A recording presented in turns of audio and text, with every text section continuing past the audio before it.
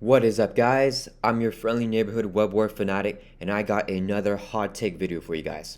So the hot take for today is strong villains make strong heroes, and that is a valid criteria for evaluating heroes in Marvel Champions, and it is not arbitrary. So I'm gonna have a little bit of a backstory to explain that really quick. Let's go over to this Doctor Strange video that I made. It's another hot take video called Hot Take Doctor Strange is not a top 5 hero. And I got a lot of pushback for this video, and I'm gonna read off my phone here because I wrote down what I wanted to say. So I was just saying that Doctor Strange, in my opinion, is not a top 5 hero power-wise, and a lot of people disagreed, which is entirely fine because it's a hot take, so I don't expect everyone to agree.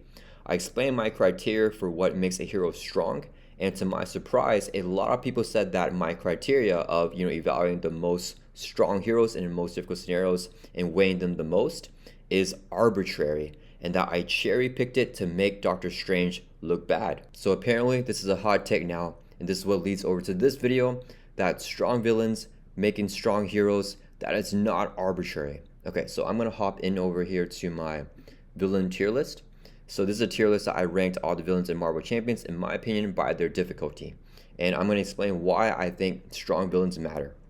So this is my villain power tier list, and if we look at like Absorber Man right here, like for example, one of the lower villains in terms of strength, if you're playing an optimized deck and have experience playing the game, I would argue that Doctor Strange would have a 100% win rate against Absorber Man right here. I also argue that Spider-Man Peter Parker also has a 100% win rate against Absorber Man. So that's not to say that Absorber Man doesn't matter, just that he matters less, in my opinion, than like Ronin or Venom Goblin, right? The more strong villains up here, especially when we are evaluating a hero's strength, right? Because the hero is not going to use their full power against Absorber Man, but they will need to use their full power against Ronin or Venom Goblin, the stronger villains up over here. So people are saying that it's arbitrary that I cherry picked Ronin and Venom Goblin, these two villains right here, because Doctor Strange specifically struggles against them.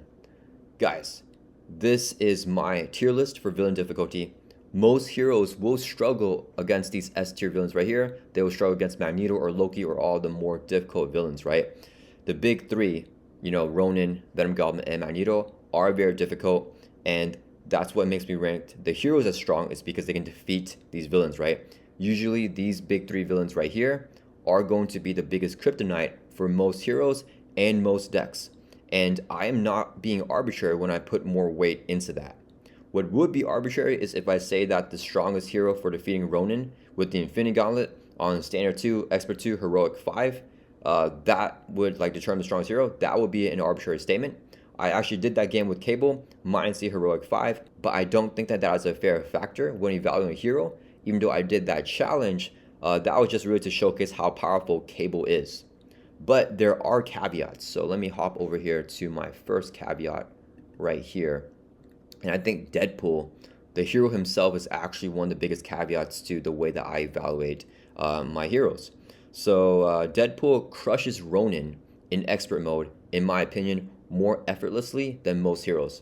Deadpool is amazing at rushing because he does not care if he dies thanks to his hero ability, the Regenerating Degenerate. So if we look at this right here, it's a Force Interrupt. When you would be defeated, instead set your hit point down to 1, change the alter ego form, and then add 1 permanent acceleration token to the main scheme. So Deadpool can just attack. He'll flip down to alter ego with the Regenerate Degenerate, and he can just keep attacking. And Ronin is a villain that can easily be rushed down, right? Ronin, in my opinion, is still the strongest villain in the game, but he's susceptible to being rushed down. Venom Goblin and Magneto, however, are not. So we take a look at, let me hop back over here to the villain tier list. So Ronin is a villain that I think can easily be rushed down, but Venom Goblin has much more things to block you. He has a lot of guardians, he uses a lot of face down and counter cards, and his gimmicks will make you discard cards from your hand and just lose resources that you need to really rush him down. Magneto has these side schemes where he cannot take a certain amount of damage unless you clear out those side schemes first, so you have to actually thwart it first before you can gun him down. In my opinion, Deadpool struggles more against Magneto and actually Ultron than Ronin, mainly because of some cards right here. So let me take a look at this. So Magneto has this encounter card in his deck called Metal Shards. When reviewed, deal 1 damage to each character you control, then place 1 mana card on your main scheme. So if Magneto reviews this card during the encounter phase after he attacks Deadpool, Deadpool dies, he triggers his Force Interrupt, flips over to Alter Ego and sets his hit point down to 1. Well, in his Alter Ego right here, he does not have that Regenerate Degenerate Force Interrupt anymore.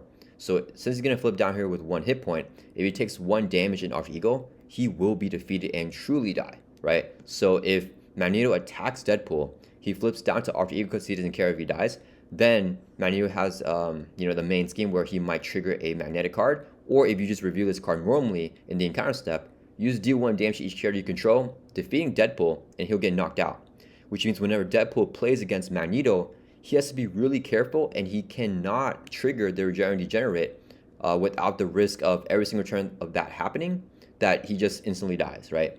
And then Ultron is also very similar, because Ultron has this card that's recommended in his module set called Concussive Blast, where review deal 1 damage to each friendly character. So very similar to the Metal Shards, almost the exact same thing, just doing 1 damage. So if Deadpool gets this as an encounter card, he just instantly dies, which is very difficult for Deadpool to manage if he has to play without triggering the Regenerate Degenerate. So in my opinion, whenever Deadpool is facing against Magneto or Ultron, it is more difficult than, let's say, a hero like Cable facing Ronin or Venom Goblin. Most heroes will struggle the most, in my experience, with Ronin and Venom Goblin, but Deadpool struggles the most with Magneto and Ultron. So when I am evaluating Deadpool, I'm not going to just say, okay, Deadpool does pretty well against Venom Goblin, he does really well against Ronin, so, I'm just going to say Deadpool is the strongest hero in the game. No, I'm going to factor that in, and factor in the fact that Magneto and Ultron is really, really difficult for Deadpool to manage. And if you guys have seen in previous videos, I am on record saying that I think that Deadpool is an A tier hero, because even though he can defeat most villains consistently on expert mode, there are a few scenarios that are extremely tough for him to conquer, more tough than a lot of other of the stronger heroes, how they can conquer, like Venom Goblin or Magneto. And I also have another caveat here, which is actually going to be the Hulk hero. So let me go over to this right here. So this is one of the games I did with Hulk versus Ronan the Accuser. So most people say that Hulk is one of the weakest heroes in the game, but I've seen playthrough videos of Hulk defeating expert Ronan by rushing him down, and I also have a playthrough on my channel doing that. In my video, I noted that it took a million tries and is very inconsistent.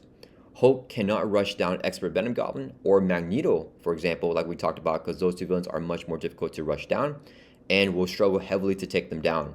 If I factor this in, I think that Hulk is still on the weaker side of heroes, but he's not the weakest hero, because he's stronger than a hero like Hawkeye, who I think will struggle against all those difficult scenarios as well. But at least Hulk can rush down expert Ronin or defeat expert Magneto fairly consistently with my suit down leadership build, and I don't think that Hawkeye can do those exact same feats, at least as easy as Hulk can. And it's not to say that Hulk does it easy, it's just I think that he does it easier than Hawkeye, for example. So the main point that I want to make in this video is that weighing the higher difficulty scenarios isn't the end all be all, but it makes sense logically. It is a valid criteria and it is not arbitrary, and I am not cherry picking. Let me know what you guys think in the comments. Am I still cherry picking? Do you guys agree with me? Let me know what you guys think, and I'll see you guys in the next video.